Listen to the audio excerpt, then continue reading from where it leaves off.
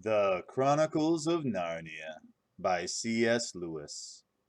Book 5. The Horse and His Boy. Chapter 5. Prince Corin. My dear sister and very good lady, said King Edmund, you must now show your courage, for I tell you plainly we are in no small danger.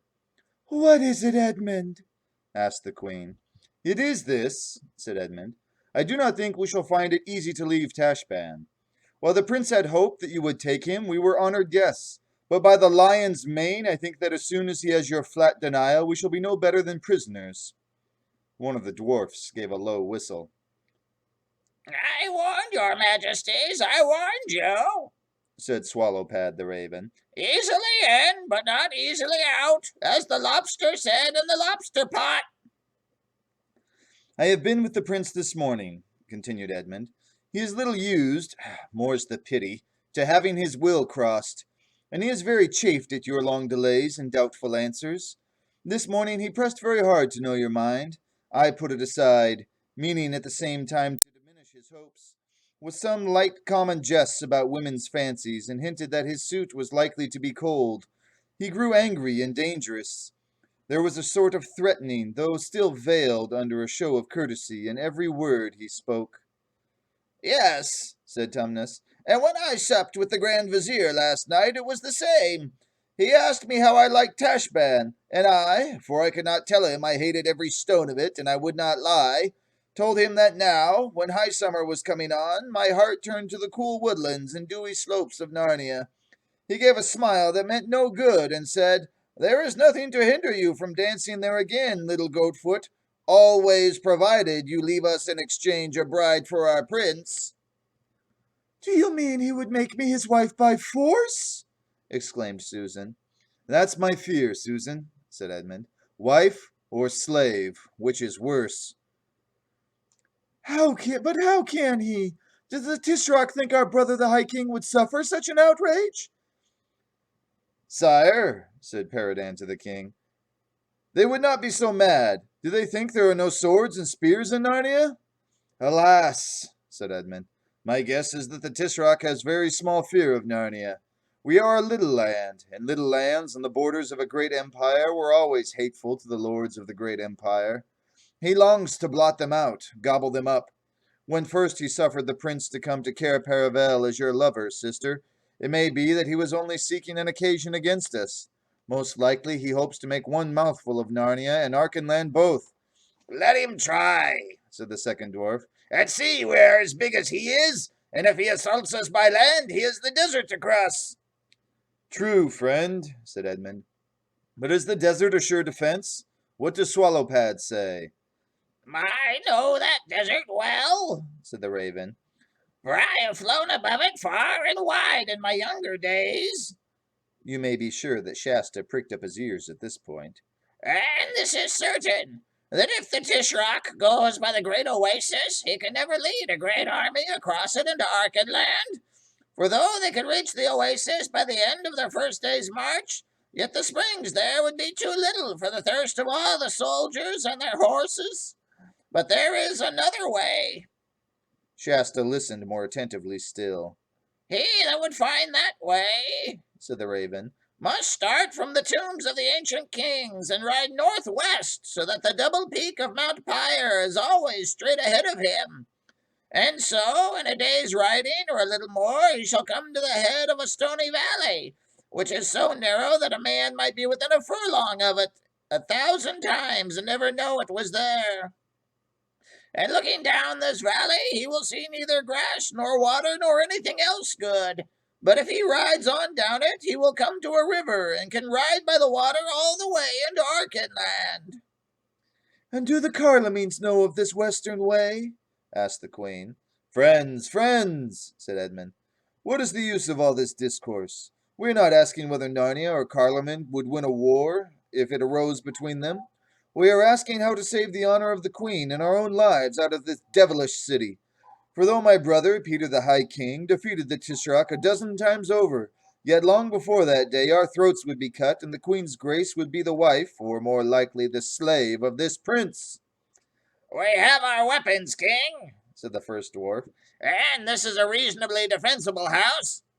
As to that, said the king, I do not doubt that every one of us would sell our lives dearly at the gate, and they would not come to the queen but over our dead bodies.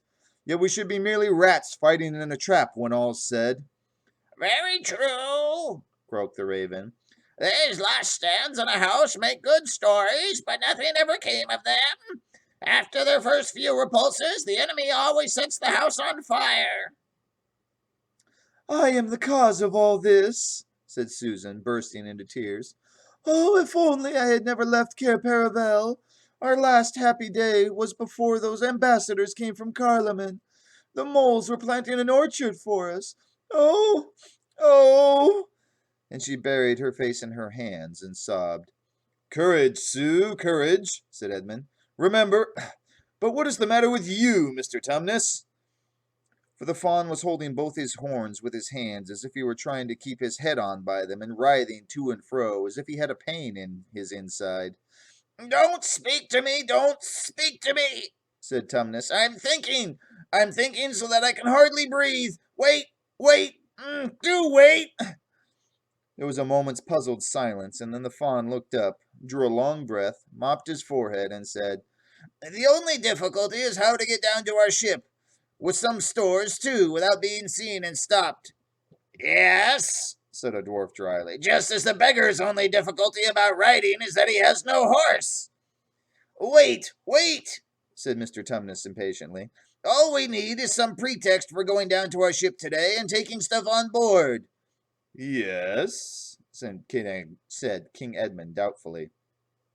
Well then, said the fawn, how would it be if your majesties bade the prince to a great banquet to be held on board our own galleon, the splendid High Line, tomorrow night, and let the message be worded as graciously as the queen can contrive without pledging her honor, so as to give the prince a hope that she is weakening. That is very good counsel, sire, croaked the raven.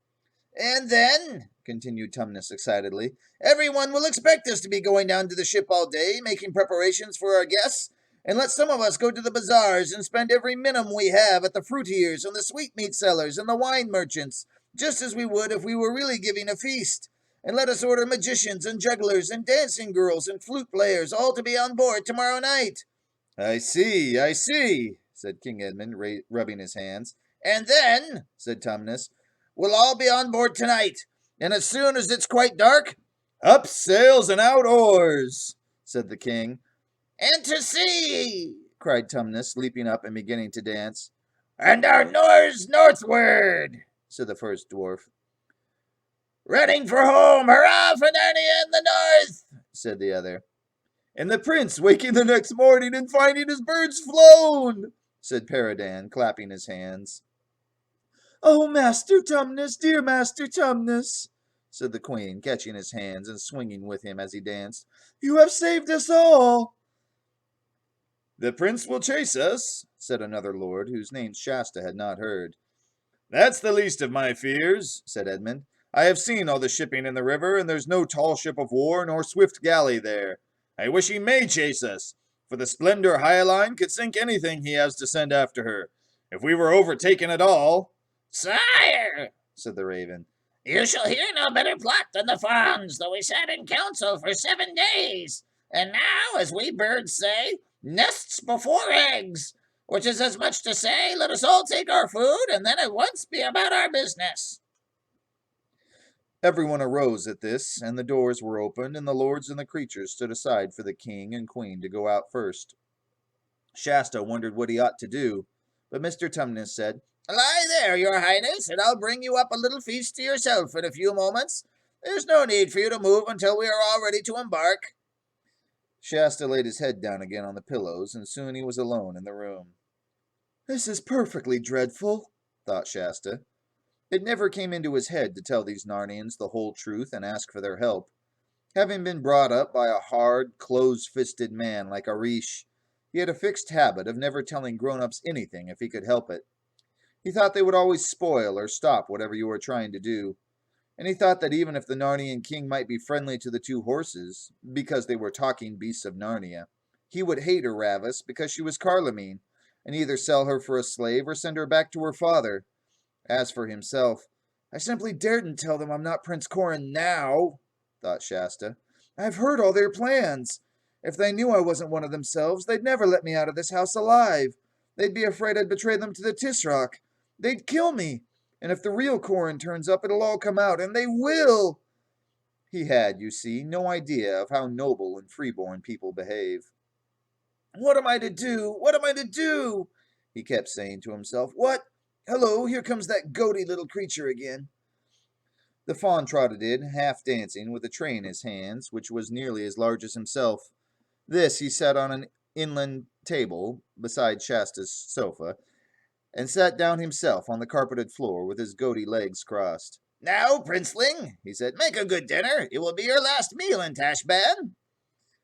It was a fine meal after the Carloman fashion. I don't know whether you would have liked it or not, but Shasta did. There were lobsters and salad and snipe stuffed with almonds and truffles, and a complicated dish made of chicken livers and rice and raisins and nuts.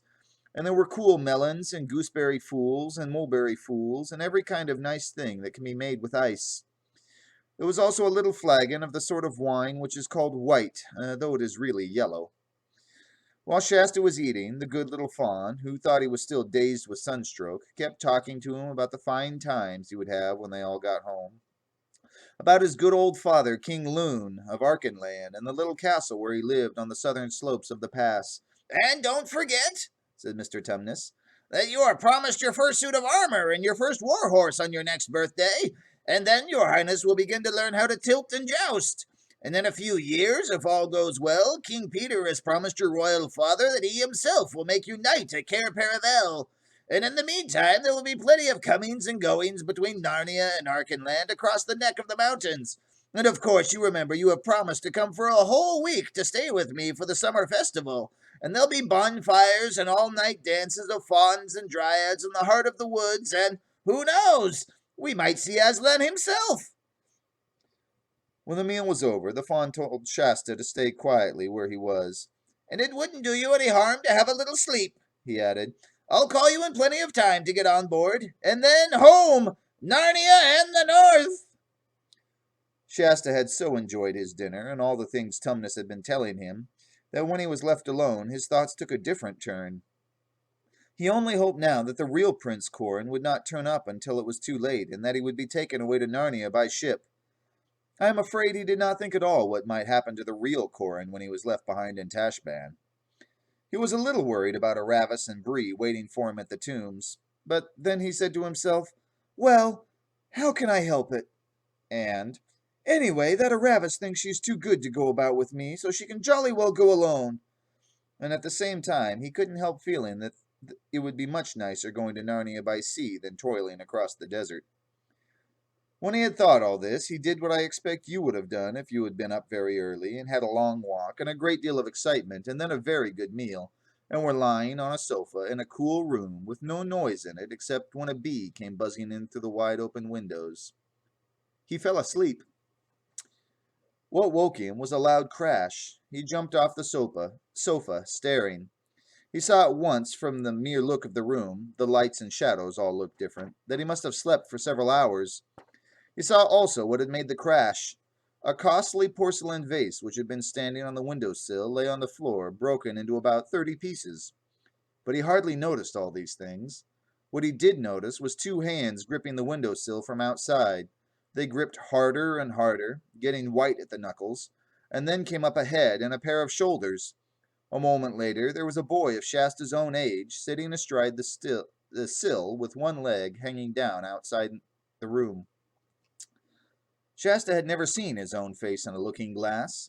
Even if he had, he might not have realized that the other boy was, at ordinary times, almost exactly like himself.